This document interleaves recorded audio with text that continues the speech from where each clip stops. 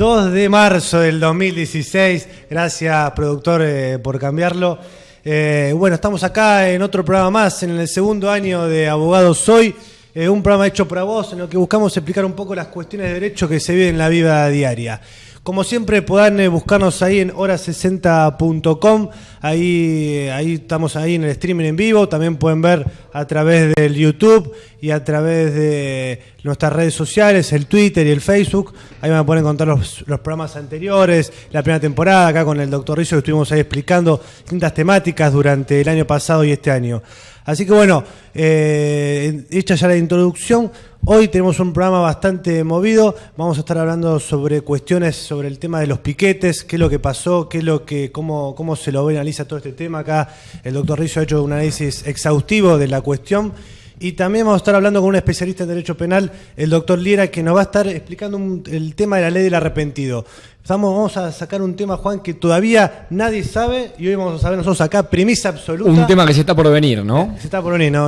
Una ley que va a ser una premisa absoluta, y acá, bueno, el doctor Liera nos va a traer y a explicar un poco de qué es lo que se viene, y también va a traer unos consejos para que quiera profundizar. Una persona que conoce bastante del tema, ¿no? Sí, un especialista, y que bueno, va a hacer ahora un seminario en El Salvador, en los cuales va a detallar el tema. Van a unir especialistas de distintos bloques, distintas plumas jurídicas, en los cuales van a dar su opinión al respecto sobre esto, lo que es la ley del arrepentido.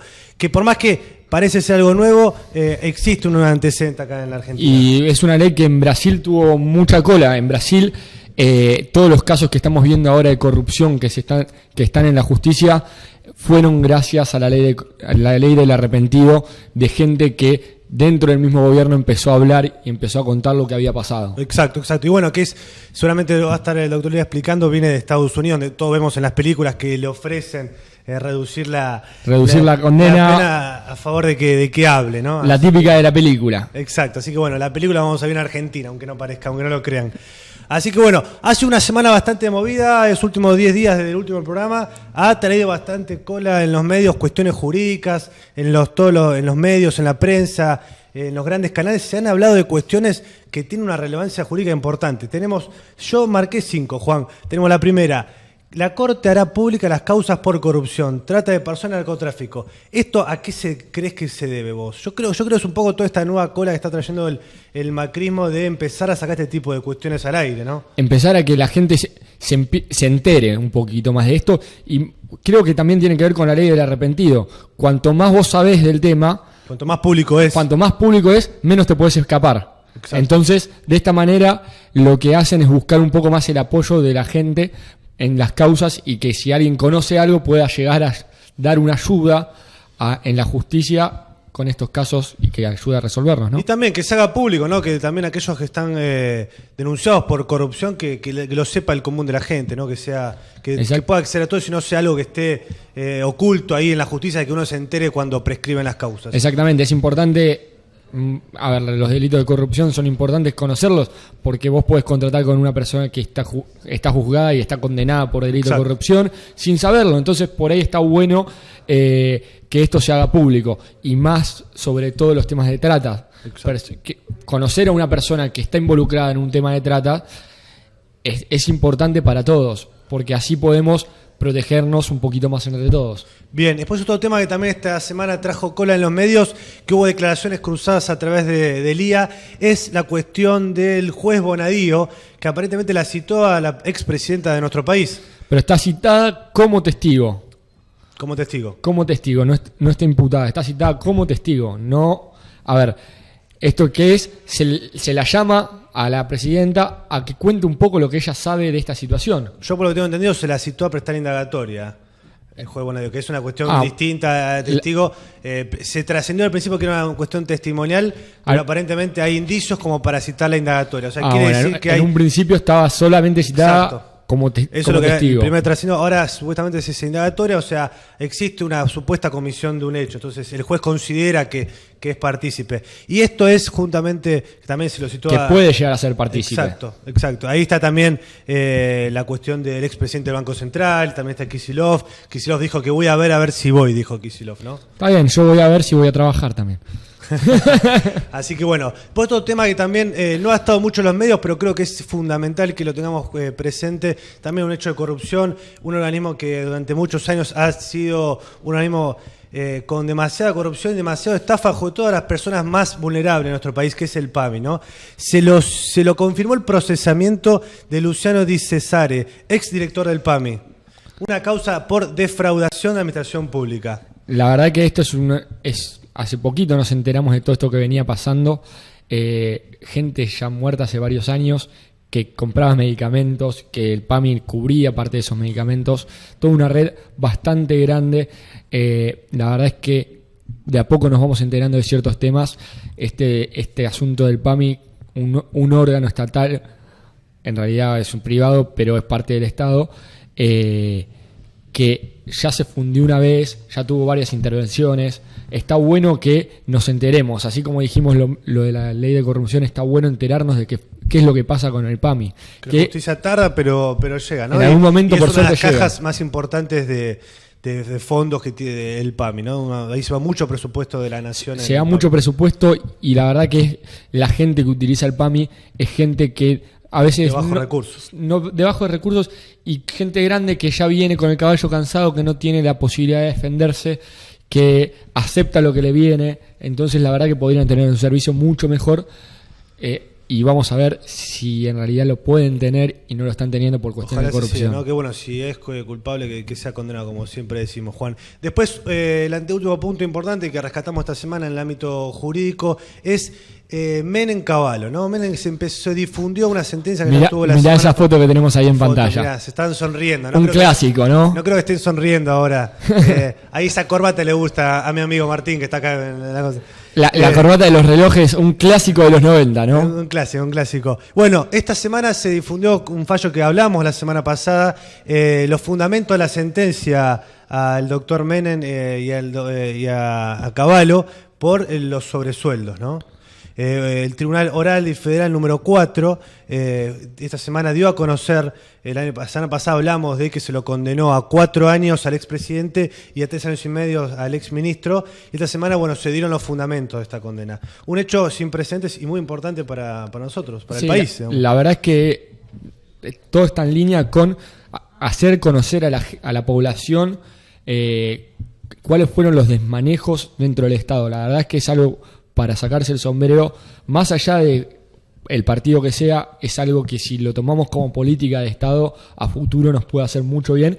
Y está bueno, sacando de lado que sea Macri o sea quien sea, que si dentro de 4 años toca un peronista de nuevo gobernar, siga con esta aposta. La verdad que es algo que nos merecemos nosotros como pueblo. Por supuesto. Y además, el último caso que bueno que también ha estado en los medios en los últimos días, ahí vemos en pantalla a la doctora Palmagini, la nombré bien siempre. Esta vez te salió bien, ¿eh? Le digo un nombre de algo de embutido siempre. Y bueno, y la doctora Fem, que bueno, han habido acusaciones cruzadas, denuncias cruzadas. Terminó de declarar el ex agente Estiuso y otro agente más esta semana en la juzgado de la doctora Palmagini. Y bueno, definitivamente la doctora se ha declarado incompetente. Pero no entendimos muy bien por qué se declaró incompetente. No, dictó es un fallo de 49 páginas. No terminé de leer, pero bueno, en sí lo que... ¿No hiciste la tarea? No, sí, bueno, no terminé. Me lo dieron a las 5 de la tarde y no llegué, la verdad. Bueno, ahí donde se dice que bueno que Estiuso murió, el fundamento dice que Estiuso fue asesinado por cuestiones relativas a su trabajo. Que Nisman dice que Estiuso Nisman dice que Nisman fue asesinado por cuestiones relativas a su trabajo. Y después hay algo que sin precedentes y es algo que realmente está difícil de probar, y ahí creo que nos toca a nosotros ver de qué punto le creemos o no a lo que dice Estiuso. Es el hecho de que él dice que él en la declaración anterior con la doctora Fem dijo estas cuestiones. Sí, pero que la doctora Fein no lo agregó al testimonio de su declaración. Exacto. La verdad es que sería algo muy torpe de Fein no grabar las confesiones, ¿no? Y además no transcribir justamente lo que dijo. Claro, y también ahí, bueno, la doctora Palmaghini cita, digamos, dice que hay que investigar por el presunto delito de incumplimiento de deber en funcionario público y falsificación de documentos. Ahora bien, aquellos que estamos en el derecho penal entendemos lo siguiente: cuando uno declara, después le dan la hoja y uno lee, observa lo que declaró y firma abajo. Entonces, difícilmente va a ser... yo no firmo, si no está lo que yo estoy diciendo, doctora, yo no firmo. faltó esto, no está en mi declaración, lo tiene que transcribir. O sea, creo que es un delito difícil de probarlo. Exactamente, además estaría bueno conocer en qué se basa Estiuso, qué pruebas tiene, ¿no? Porque, a ver, es una acusación muy seria, y la verdad que no conocimos cuáles son las pruebas que Estiuso dio para sostener este relato. Habrá que ver si se le cree a Estiuso los fundamentos o no se le cree. Por lo pronto ha sido un hecho relevante esta semana y bueno, y como ya iremos viendo el resto de las semanas, va a traer cola en los medios y va a ser un hecho que yo creo que va a dar para largo. Va a dar para hablar y va a estar bueno enterarnos por a ver cuáles son los motivos que dio Estiuso, las pruebas, porque la verdad es algo... Pero desde el punto de vista jurídico, claro, concretamente para que el vecino que está del otro lado nos entienda, la jueza ordenó investigar al secretario Bernardo Chirichela y a la doctora Fein por el incumplimiento de deberes de funcionario público y falsificación de documentos. Como recién hablamos, va a ser muy difícil que eso se lleve a cabo, ¿no? Yo creo que también tiene que haber... que sea condenado por eso. Creo que también tiene que haber ciertas pruebas contundentes, porque es... aunque por lo menos temerario de la jueza mandar a investigar una fiscal, sí, bueno, si no tiene ciertas pruebas, ¿no? Ella observa que, según lo dicho por el doctor por Estiuso, habría una incoherencia entre lo que él declaró y lo que él dice que declaró. Entonces se cubre y manda a investigar por este delito. Ahora bien, habrá que ver hasta qué punto se le cree o no a Estiuso de lo que dice. Habrá que ver hasta qué punto se le cree que dijo eso con la doctora Fein y cuando lo tuvo que firmar no lo firmó. Firmó como que estaba todo ok. Habrá que ver si realmente... Si nos paramos un poco como abogados de Fein hoy por hoy, ¿por qué estaría Estiuso queriendo decir esto? Que lo que declaró ayer, no está agregado por Fein a la causa, al expediente, porque si se contradice o en algún momento Estiuso dice que algo no sucedió y se contradice un testimonio con el otro, es pasible de falso testimonio Estiuso. Entonces, exacto, de esta manera Estiuso se intentaría de cubrir ante una eventual contradicción, ¿no? Yo creo que acá lo que hay, como estamos viendo estos fallos que estuvimos nombrando, estos 5 puntos de hechos novedosos de esta semana, creo que, como todos dicen últimamente, cambian los gobiernos y la justicia hace lo que tiene que hacer hasta que el gobierno le termine poniendo palos en la rueda de vuelta. Pero ahora tiene la libertad absoluta de investigar aquellos hechos que estaban bloqueados, aunque sea, o por medio propio, aquellos de magistrados que no se animaban a tomar cartas en el asunto. Hoy sí tienen la libertad, creen ellos, de avanzar en estas cuestiones. Sí. Y bueno, y estamos viendo este hecho en la justicia. Fue algo que Bonadío dijo, que antes le iban a patear las puertas. Hoy por hoy dice que puede trabajar con mayor tranquilidad. Esperemos que, si es así, que sea por 4 años, 8 años, y que sea así continuamente. La justicia sea independiente. Así que bueno, visto y considerando ya esta introducción, vamos a una pausa. Bueno, el protocolo antipiquete. Antes que nada, me gustaría contar un poquito por qué viene este protocolo antipiquete. Como todos sabemos, existen 2 derechos, ¿no? Sí. Que uno es un derecho a circular y el otro es el derecho a la huelga. Los 2 son derechos constitucionales. Pero a ver, lo que dice el protocolo, que es así, y mucha gente entiende que es así, algunos entienden que los derechos a veces colisionan, pero a veces hay otra teoría que dice que los derechos terminan en donde empieza el otro. El derecho del otro, exacto. Los derechos, no existirían 2 derechos a la vez superpuestos, sino que existiría un derecho y un derecho dejaría de existir. Entonces, el protocolo entiendo yo que toma un poco más esta corriente, porque mismo dentro de sus considerandos agarra y establece que mis derechos terminan donde empiezan los del otro, y, negando cierto derecho del otro lado, y establece un régimen para combatir de alguna manera, vamos a usar otra palabra porque no es muy feliz tratándose de lo que estamos hablando y de Fuerzas Armadas, sino que para ordenar las huelgas.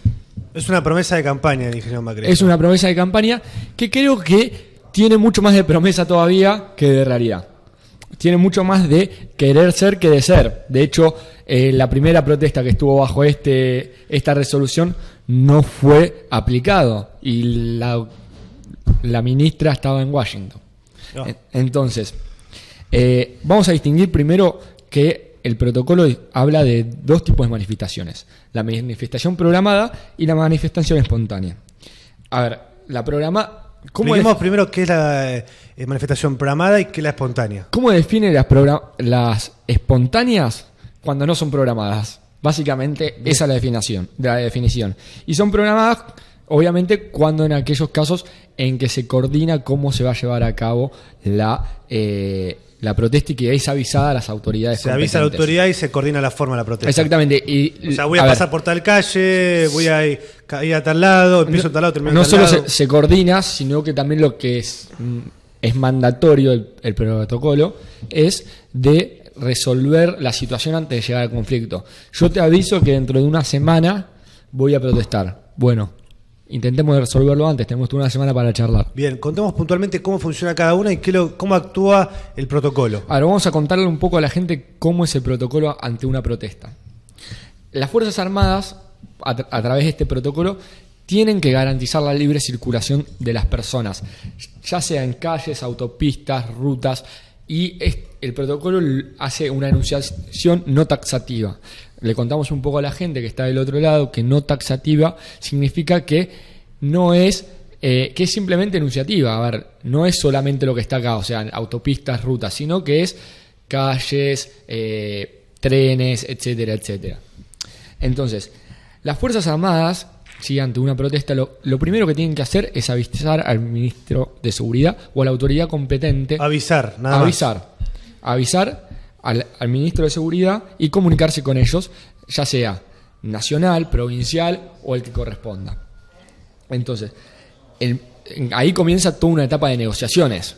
Obviamente, se intenta de poner a los manifestantes y se tiene que dar aviso a la justicia. Aviso nada más. Recordemos que muchas veces, hoy por hoy, veíamos fiscales actuar. Esto simplemente dice dar aviso. Repasándonos, entonces, la policía da aviso al ministro de Seguridad y da aviso a la justicia. A la justicia. Ahí, primeros pasos. Primer paso. Mientras tanto, el jefe de seguridad, mientras que comienzan las negociaciones, le comunica a los manifestantes que deben desistir de cortar la calle. A ver, yo te comunico, vos tenés dos posibilidades: o dejás de cortar o seguís cortando. Entonces, si la fuerza de seguridad, el jefe de seguridad, tiene que contarles también dónde tienen que aprontarse para seguir protestando, porque obviamente yo tengo derecho a protestar, existe un derecho a protestar. Existe un derecho constitucional a protestar. Claro, lo que sí, no existe un derecho constitucional a cortar la calle. Exacto. Hay un derecho a la libre circulación. Hay un derecho a la libre circulación. O sea, Juan, tenemos dos alternativas. Que la manifestación decide dejar libre la circulación. Las fuerzas de seguridad tienen que dejar libre la circulación. El jefe del operativo le avisa que deje libre la circulación, sí, y está todo ok. Si no deja libre la circulación, ¿qué pasa? Si no dejan libre la circulación, el jefe de seguridad tiene que comentarles que deben desistir de su actitud y que tienen que, para continuar protestando, situarse en cierto lugar, ya sea de la calle, plaza, y por qué no también, a ver, yo cuando leía el protocolo decía, cortar la calle no solamente, a ver, cortar la calle es prohibir la circulación, pero ahora, ¿puedo cortar un carril? ¿Por qué no el jefe de seguridad puede decir, bueno, de acá para acá pueden protestar un carril, pueden protestar, no los dos? Eso bien, podría ser una solución, porque nada dice el protocolo de seguridad que no se puede protestar en la calle. O sea, lo que hace no es prohíbe la protesta, sino que la reglamenta, digamos. Claro, lo que prohíbe es el corte total de las calles y o autopistas. O sea, porque a ver, si nosotros estamos tomando siendo buenos también, ¿no? Tomando un concepto más laxo de circulación. Si vos podés pasar por la calle, aunque sea por una mano, vos estás pudiendo pasar, estás pudiendo circular. Hay que ver cómo también es aplicado, ¿no? Bien, ¿qué pasa si no lo acatan? Si no lo acatan, el jefe de seguridad les tiene que decir que van a incurrir en un delito, el delito que está en el 194 del Código Penal, que justamente está previsto para estos casos, cuando personas pacíficamente cortan la calle y no permiten la circulación, ya sea por tierra, aire o agua. Bien. Y también establece otros o sea, temas, pero el jefe operativo le dice a los manifestantes que en el supuesto de no cumplir con el protocolo, o sea, dejar un espacio para libre circulación, van a ser pasibles del delito del artículo 194. 194. Entonces, si siguen sin acatar, que tiene penas de hasta 3 años de prisión, de 2 meses a 2 o 3 meses, ¿no? Creo que 3 meses, ahora no estoy recordando, pero el máximo es 2 años. 2 años de prisión. 2 años, con lo cual es excarcelable. Si no acatan, la policía va a informar y tiene que informar siempre. Las informaciones del jefe de seguridad tienen que ser con frases cortas y entendibles. No pueden ser discursos largos e inentendibles, porque justamente lo que se busca es intentar de que las personas desistan, ¿sí? Entonces, si no desisten, se les informa que se va a proceder como si fuese un delito de flagrancia, es decir, el protocolo no dice cómo se procedería, pero todos entendemos a lo que se refiere, ¿no?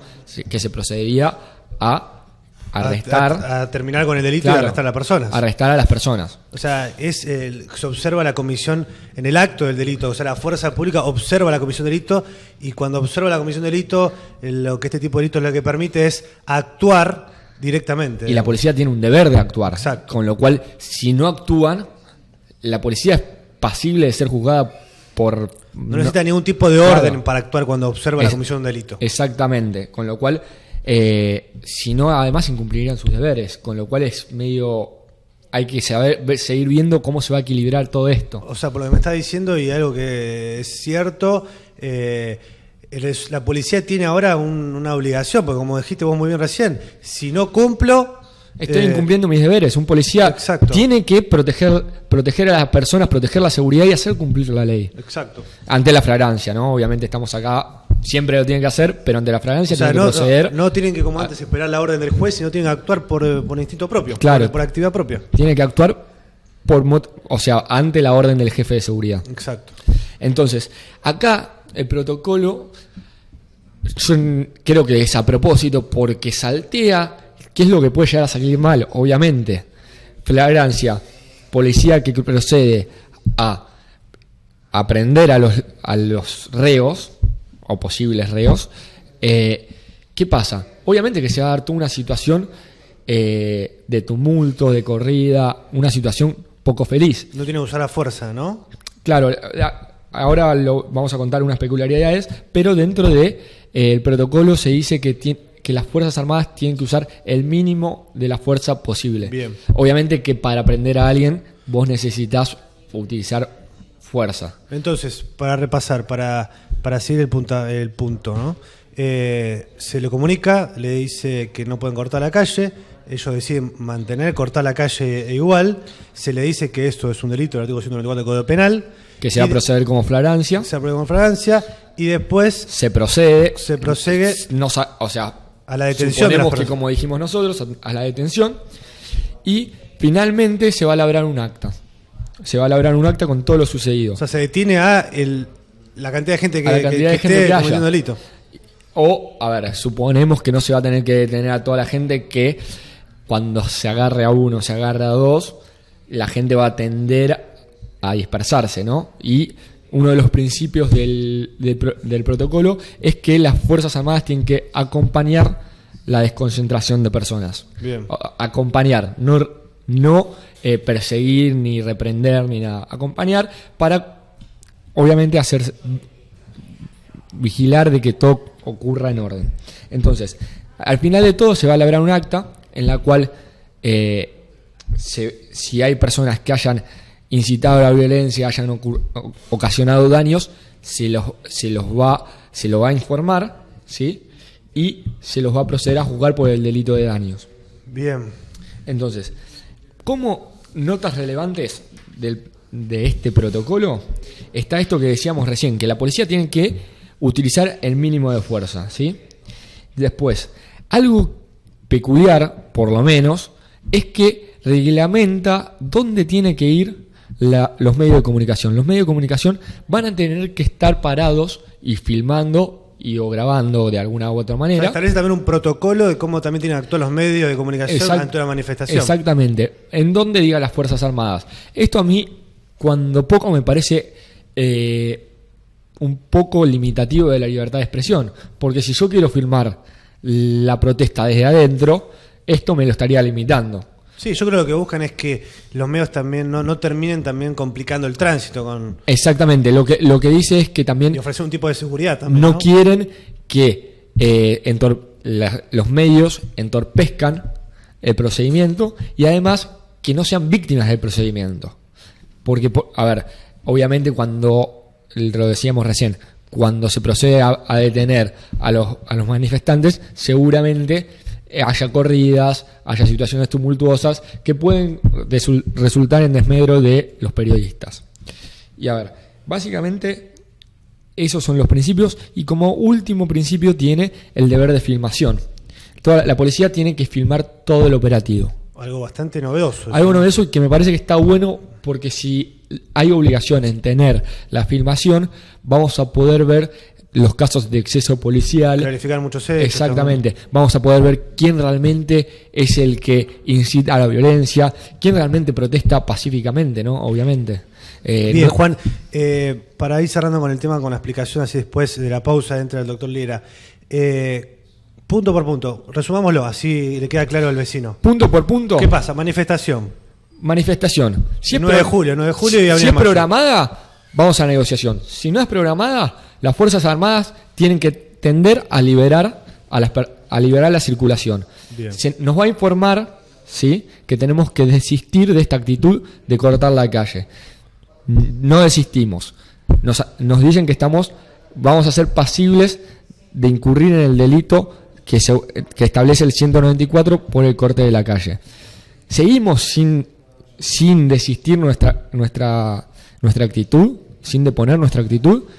Se nos dice que van a actuar conforme a la flagrancia, es decir, van a proceder a detenernos. Y al final de todo se va a labrar un acta según las situaciones que hayan ocurrido. Y se va a firmar todo el operativo. Exactamente. Perfecto, muy claro la explicación, punto por punto, como para que ustedes vean de cómo se actúa ante una protesta. Ojalá que se cumpla o no. Hay que ver cómo se aplica. Yo creo que esto es un punto de partida que nos pone la vara, aunque sea un poquito más arriba, y hay que ver cómo se aplica. Primera protesta ya no se aplicó. Esperemos que no haya víctimas en las protestas. En teoría lo aplicaron ahora en la movilización que hubo al Congreso, que no fue mucha gente, pero Patricia Bullrich quería aplicarlo a esa movilización. Me parece un paso acertado, porque obviamente siempre es más fácil con los aliados que con los que no son aliados. Seguramente el Congreso va a estar tomando cartas en el asunto y no va a ser un tema que va a quedar solamente en una mera resolución administrativa del Ministerio. Exactamente, yo creo que merece un debate amplio esto. Bien, estamos nada más con este tema, está perfecto, entonces algo... La verdad es que es así, hay que ver cómo se aplica. Bueno, vamos, entonces vamos a la pausa y cuando volvamos va a estar el doctor Lira comentando también esta cuestión y vamos hablando de la ley del arrepentido. Las personas que viene desarrollando la cuestión de lo que relativo a la ley del arrepentido y va a estar desarrollándolo esta cuestión a través de seminarios en la Universidad del Salvador.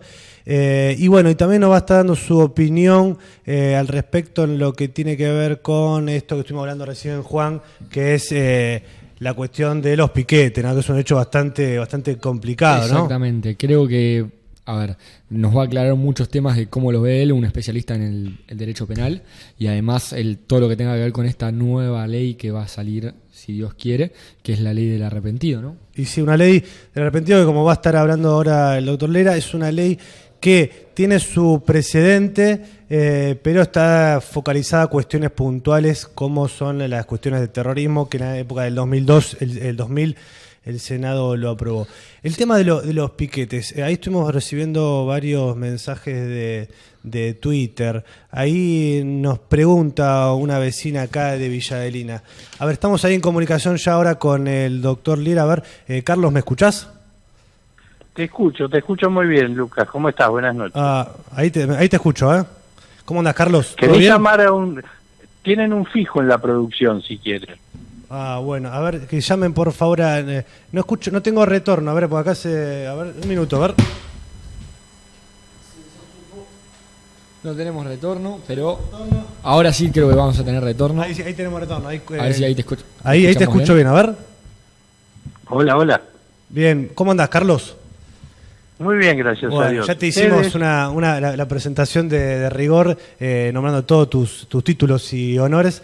Así que bueno, ahora te queda el desafío a vos. El desafío a decir, dijimos que vas a estar en los próximos meses de marzo en El Salvador haciendo un seminario, si no recuerdo mal, sobre la cuestión de la ley del arrepentido.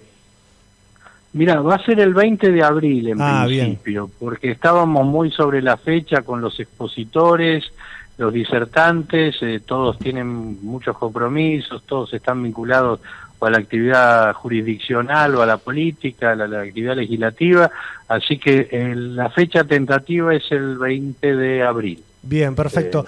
Recién estuvimos explicando con el doctor Rizo acá, que me acompaña, Juan Rizo. ¿Cómo estás, Carlos? ¿Cómo te va? ¿Cómo andas vos? Estuvimos hablando sobre este protocolo antipiquete, ¿no? Que estuvimos. ¿Tenés una opinión fundada? ¿Pudiste analizarlo? ¿Lo hablaste con algunos otros doctores sobre esta cuestión? No, mira, la verdad que no es un tema, no es un tema que me ha llamado la atención, sinceramente. Me parece que es otra vez el viejo problema del derecho, ¿cierto? Que son la tensión entre dos derechos de similar categoría, el derecho de reclamar y el derecho de transitar. Me parece que no tiene demasiadas vueltas. Lo que pasa es que hemos estado tan mal acostumbrados, pero en el mundo esto está totalmente resuelto, ¿no? Acá no es lo que pasa es que en los últimos años el concepto de reprimir, que está tan vinculado y ha sido tan asociado a la dictadura, le ha quitado contenido al término, lo ha llenado de un contenido equivocado. Entonces, cuando las fuerzas de seguridad quieren asegurar que alguien pueda transitar, nosotros acá lo vivimos todos los días. Yo estoy a metros de Corrientes y Callao, que es un lugar que es como el Zambódromo, es el lugar donde se juntan todos. Entonces cortan, y si no el Obelisco. Entonces, es una cosa, voy a decir, no hay ningún derecho que tenga una categoría tan alta que haga que todo el resto de la ciudadanía tenga que vivir mal. Me parece que no da para tanto el tema. Creo que es una cuestión que tiene que ver con estas, si querés, exageraciones que hemos tenido en los últimos años, la ideologización de todo, pero no me parece. Me parece que es un tema que si la sociedad vuelve a ordenarse y a vivir naturalmente y a no confrontar todo el tiempo y salir de esta dialéctica binaria de amigo-enemigo, eso se resuelve conversando, como se hizo históricamente. Coincido con tu análisis que que ha habido un desmanejo de esta cuestión en los últimos años y por lo pronto la gente como que creo que quería algo y creo que este protocolo le da una especie de marco como para que la policía algo actúe, ¿no? Sienta la base para ver cómo podemos resolver los problemas, ¿no? Claro, pero me parece que quizás no fue feliz el momento o la manera en que se lo presentó, porque me parece que hay un prerequisito que es que la sociedad se amigue. Que la sociedad esté de acuerdo, ¿no? Y una vez que esa sociedad se amigue, esto va a surgir mucho más fácilmente. Ahora, si vos desde el poder querés imponerlo, y seguramente algún sector va a aprovechar eso para plantear que es una represión, asociar a la ministro con la gorra, hoy es muy fácil caer en esos extremos. Me parece que antes de hablar de un protocolo o de imponer un protocolo, me parece que hay que trabajar en en acercar a la sociedad, en amigar a la sociedad, Exacto. quitarle Sí. crispación. Sí, por supuesto, por supuesto. Entrando ahora en el tema que nos ocupa de la ley del arrepentido, ¿puedes explicarnos bien qué consiste esto, cuál es la idea, digamos, si hay algún tipo de precedente, de dónde viene esto? Mira, el proyecto del Poder Ejecutivo no lo conozco, creo habíamos hablado contigo antes de la Asamblea Legislativa de ayer y todavía no había tal proyecto. Ahora, no hay mucho para inventar en materia de arrepentido, hay mucho material en el mundo, básicamente tenés la experiencia italiana en su momento para luchar contra la mafia, lo que fue el Mani Puliti. De hecho, la palabra arrepentido viene de un término italiano, porque de arrepentido no tiene nada, no es alguien que se arrepiente, en realidad es un delator premiado, es un colaborador. Básicamente es el que buchonea, ¿no? Premiada brasilera. Básicamente que ha permitido el... Sí, te escucho. No, que básicamente es el que habla. Claro, pero no porque se arrepiente. No es que se arrepiente de lo que hizo, es más, al legislador ni al juez le interesa. Esto no es como el arrepentimiento cristiano. O sea, el sujeto, a nadie, a la sociedad, al legislador, al juez, para reducirle la pena o eximírsela eventualmente, no le interesa que esté arrepentido de sus actos. Lo que hace es colabora con información privilegiada que tiene por haber sido parte de la organización. Es más, una de las características del arrepentido es que el sujeto también delinquió. Claro. Es Entonces, coautor. el punto es ese, delinquió. ¿Y qué va a hacer? Va a negociar, va a buscar un premio, que es una reducción o eventualmente una exhibición de la pena.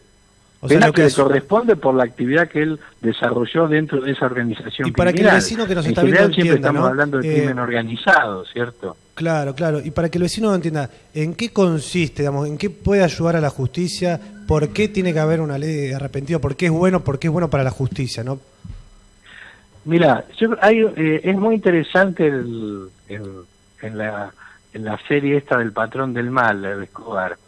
El gran temor que tienen ellos, que se percibe a lo largo de la serie, bueno, es esencialmente la extradición a los Estados Unidos, pero cómo aquellos que caen presos como consecuencia, habiendo sido parte de la organización, el temor de ellos es que sean sapeados. En colombiano, en Medellín, el término sapear es el de delatar, ¿cierto? Equivale a delatar. Entonces, aquel que cae y es parte de la organización normalmente va a tratar en la cárcel de matarlo, se ve en la serie, antes de que hable. ¿Por qué? Porque tiene información que nos va a comprometer a todos. Entonces, en general, al igual que la ley de derribo, la ley del arrepentido es un instrumento disuasivo en primer momento. Es la idea de, mirá, ojo, esto que vamos a hacer, bueno, hay que tener cuidado porque hay una ley de la... Alguno el día de mañana se puede arrepentir y nos puede comprometer. Claro, Con lo cual, no tiene la garantía aparece absoluta, primero, digamos, ¿no? funcionando para que no hagamos esto porque corremos el riesgo que alguno de nosotros el día de mañana, si cae, habla. Eso es previo. Y posterior es, bueno, si ya se cometió el delito, que alguno, vos viste que para los chicos es muy común en la tele que la policía diga, bueno, este crimen no se va a resolver salvo que alguien se quiebre. Eso quiere decir que no investigamos o no somos buenos investigando y lo que estamos esperando es que alguien venga y nos dé información. Ese que nos dé información es alguien que estaba adentro, alguien que se quebró. Bien, te hago una pregunta. La idea es esta.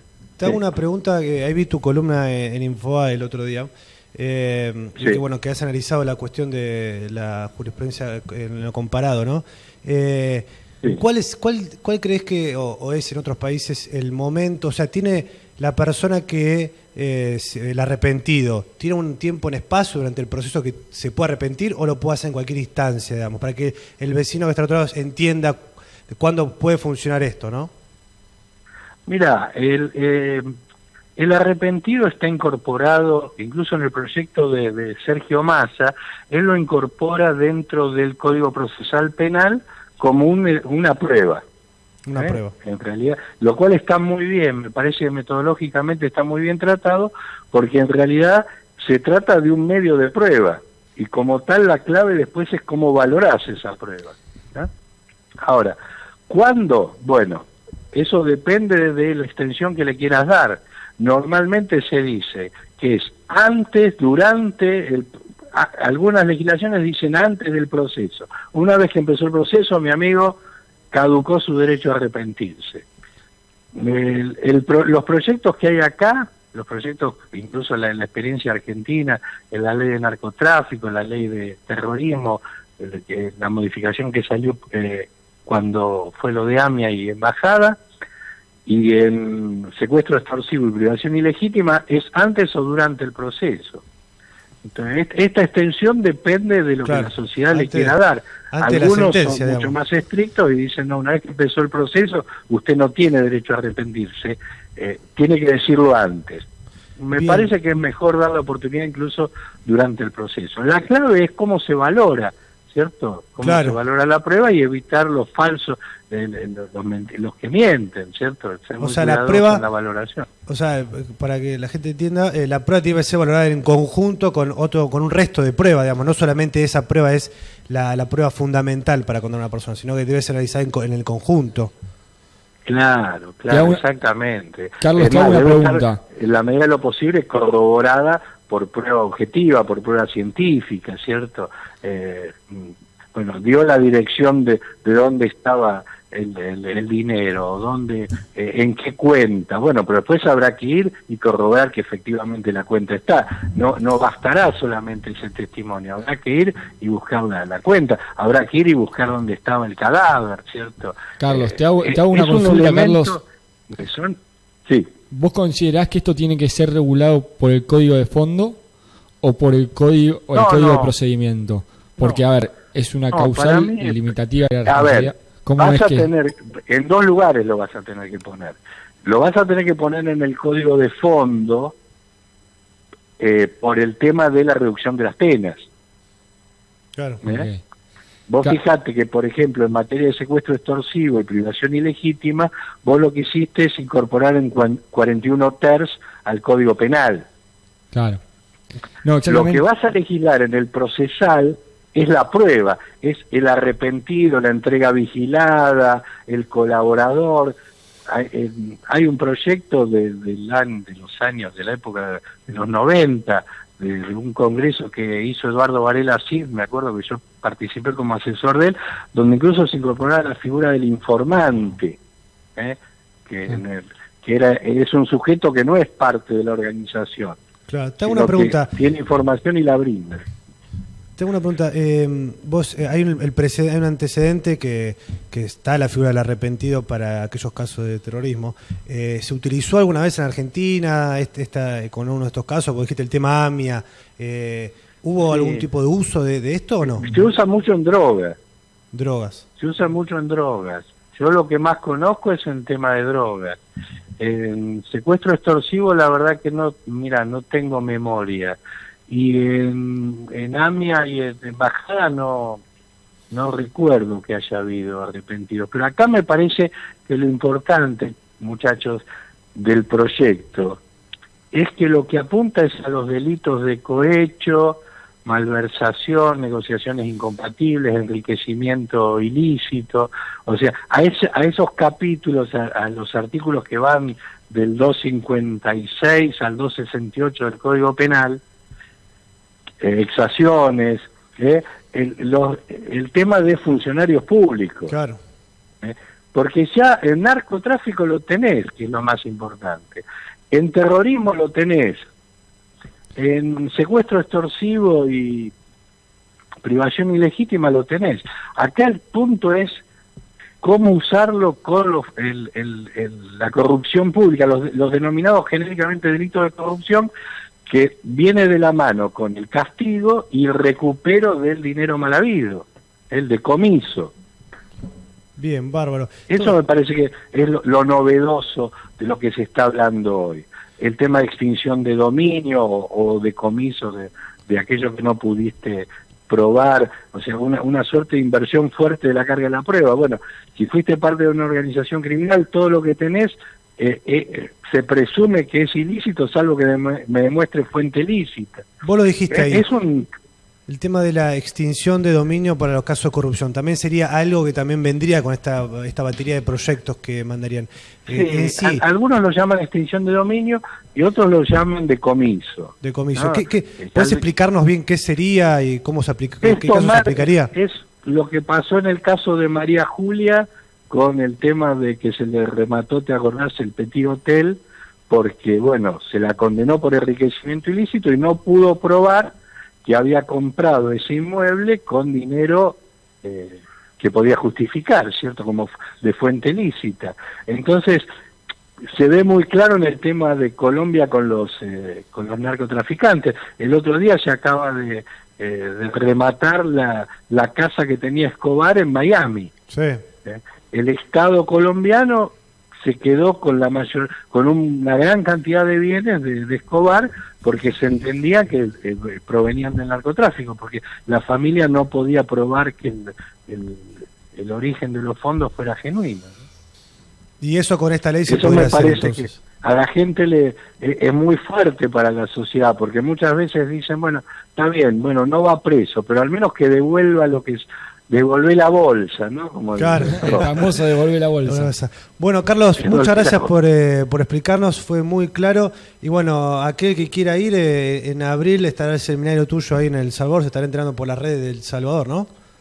Dale, sí, te mandaré la información y lo haremos público. Son invitados de lujo. Aprovechamos para invitarte un día al piso, así charlamos mano a mano. Dale. Ahora, cuando tengamos más material, cuando manden la ley, cuando manden los proyectos, va a ser bueno analizarlo con los proyectos. Ahora estamos hablando, yo hoy envié un artículo para Infobae analizando si el arrepentido está dentro del derecho internacional de los derechos humanos, cosa que digo que sí, porque también firmamos la Convención de Naciones Unidas contra la Corrupción, ¿cierto? Claro, sí. Y esa convención prevé el arrepentido. Bueno, buenísimo, Carlos, te agradezco mucho por tu tiempo y bueno, y seguimos en contacto. Gracias a ustedes por llamarme y mucha suerte. Igualmente. Muchas gracias, Carlos.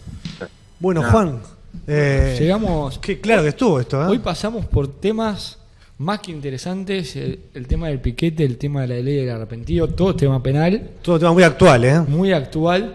Creo que fue una explicación muy sencilla de temas muy complicados y que van a traer mucho de qué hablar y que como siempre hay que ver cómo se lo aplica. Exacto, la verdad que tuve una docencia del doctor Lira impecable para explicarnos esta ley, que bueno, como dijo, todavía no sabemos qué es lo que va a pasar con esta ley, en qué se conforma, pero sí sabemos que va a venir. Se viene y hay que estar preparados y esperemos que salga lo mejor posible y que las autoridades busquen consejo en las personas que saben. El doctor Carlos Lerena sabe del tema, busquemos a los profesionales que saben. Así es. Bueno, terminando ya con este programa, Juan, creo que ha sido, como dijiste, un programa bastante movido. Esperemos a ver qué pasa para la semana que viene. Creo que va a ser una semana que, como siempre decimos que va a ser tranquila, después termina explotando algo. Empiezan las sesiones en el Congreso. Eso es lo lindo de la Argentina, siempre hay una bomba toda la semana. Sí, siempre, este país siempre nos da tema como para que siempre estemos en el programa hablando, siempre hay un tema jurídico. Siempre algo nos da para que nos divertamos. Así que bueno, será hasta la semana que viene, acá de vuelta por hora60.com. Recuerden seguirnos en nuestras redes sociales, en Twitter, en Facebook y a través de todos nuestros canales. Y bueno, será hasta el miércoles que viene a las 8 de la noche. Los esperamos. Y bueno, Juan, chao. Nos vemos la semana que viene. Hasta la semana que viene.